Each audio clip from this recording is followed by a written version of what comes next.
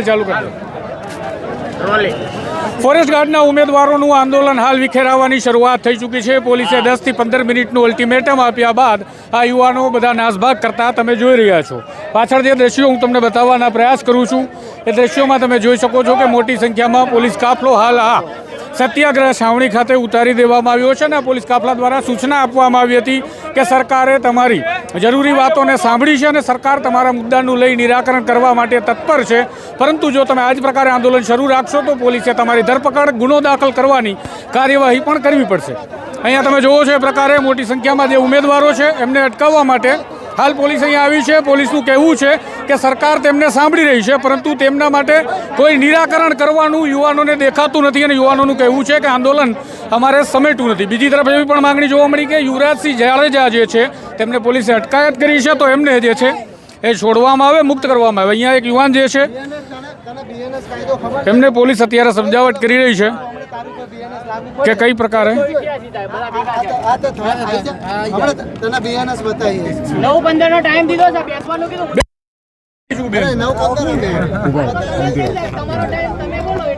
તમે જોવો છો એ પ્રકારે કઈ પ્રકારે અહીંયા જે છે અત્યારે આંદોલનકારીઓને અટકાવવાનું કામ કરે છે। આ રહ્યું ભાઈ મારું કાર્ડ, પોલીસ અમારું મીડિયાનું કાર્ડ માંગે છે, અમે પહેલા બતાવી દઈએ।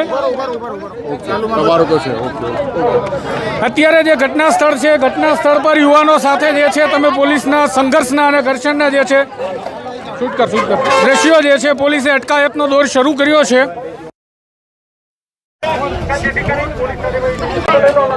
પોલીસ જે છે અટકાયતનો દોર અત્યારે શરૂ કરી ચૂકી છે। અત્યારે યુવાનો જે છે સત્યાગ્રહ છાવણીનું મેદાન જે મૂકી ચૂકી છે અને અહીંયા હાલ અરે ભાઈલા મીડિયા વાળો છું યાર, શું છે કેટલી વાર બૂમ હાથમાં છે જી।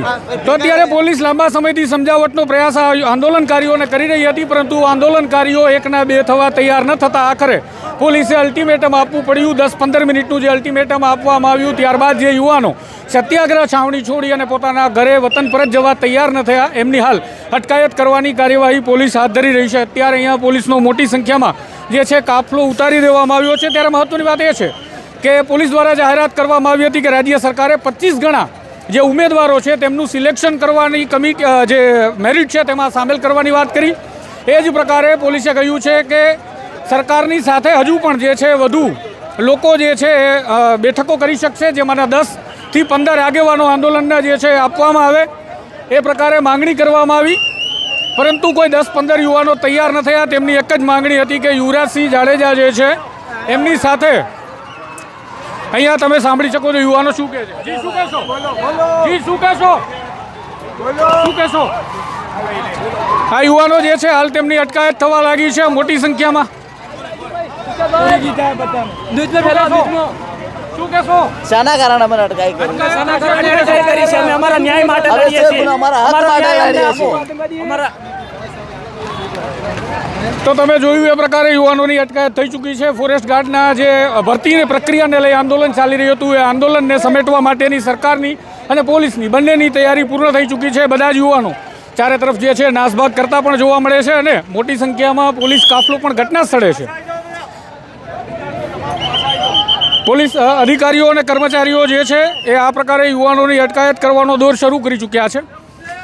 જ્યારે કેટલાક યુવાનો મેદાન અગાઉથી જ છોડી ચૂક્યા હતા, જ્યારે પોલીસે અલ્ટિમેટમ આપ્યું ત્યારથી જ યુવાનોએ મેદાન છોડવાની શરૂઆત કરી હતી, પરંતુ બાદમાં જે છે આ સમગ્ર ઘટનાક્રમ છે કેટલાક યુવાનો ન સમજ્યા અને તેના કારણે પોલીસે અટકાયત પણ કરી છે અને ઘર્ષણના દ્રશ્યો પણ જોવા મળ્યા છે। તો હાલ અપડેટ હતું કે કઈ પ્રકારે ફોરેસ્ટ ગાર્ડની ભરતીનું આંદોલન ગાંધીનગરમાં ચાલી રહ્યું છે અને શું ત્યાંનો માહોલ છે। નમસ્કાર।